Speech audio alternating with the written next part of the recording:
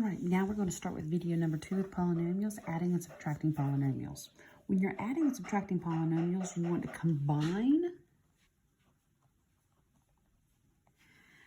same variables.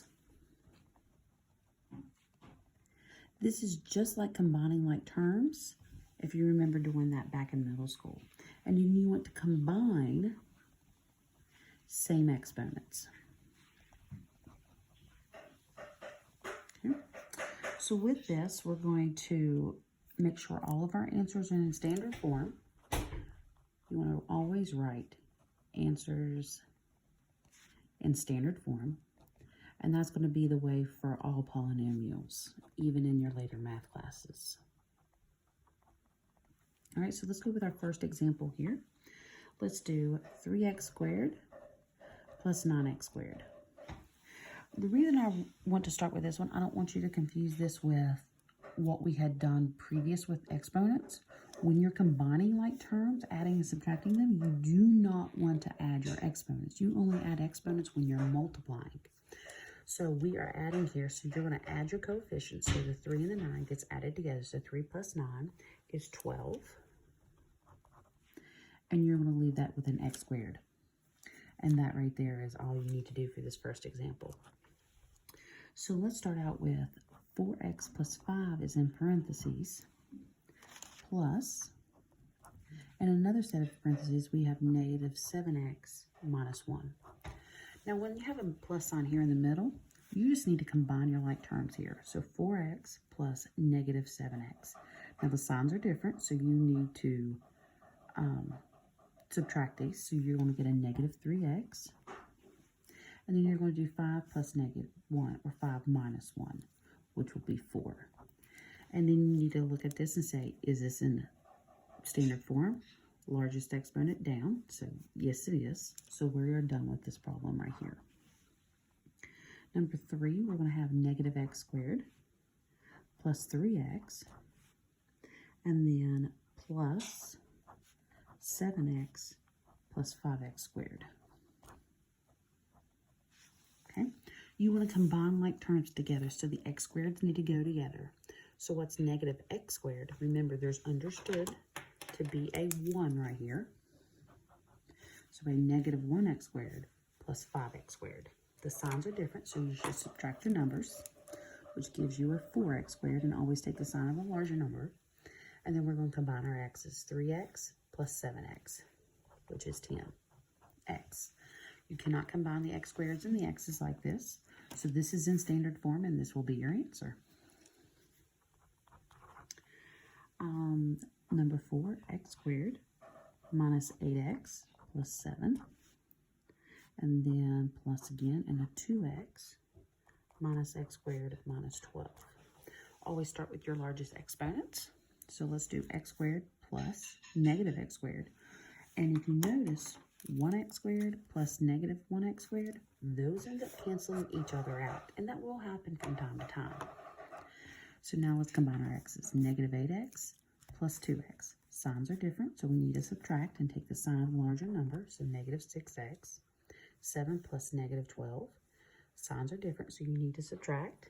So that'll be a 5, and keep the sign of a larger number. So negative 6x minus 5. All right, let's try 2x cubed minus 3x plus 5 plus 3x squared minus 6x minus 5. All right, let's combine our like terms here. Let's start with our largest exponent, which is x cubed. Notice there's no other x cubes throughout this problem, so we're just going to write down 2x cubed. Sometimes people like to mark them off to know that they've already used them. And then I notice there's an x squared right here.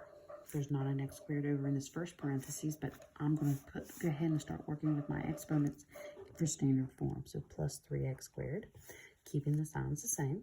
I've already used that one, so I can mark it off. I have an x in the first parentheses and an x in the second parentheses. So negative 3x plus negative 6x. The signs are the same, so I need to add those.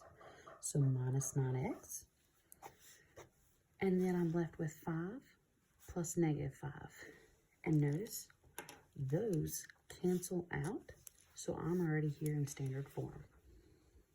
All right, now let's change this up a little bit.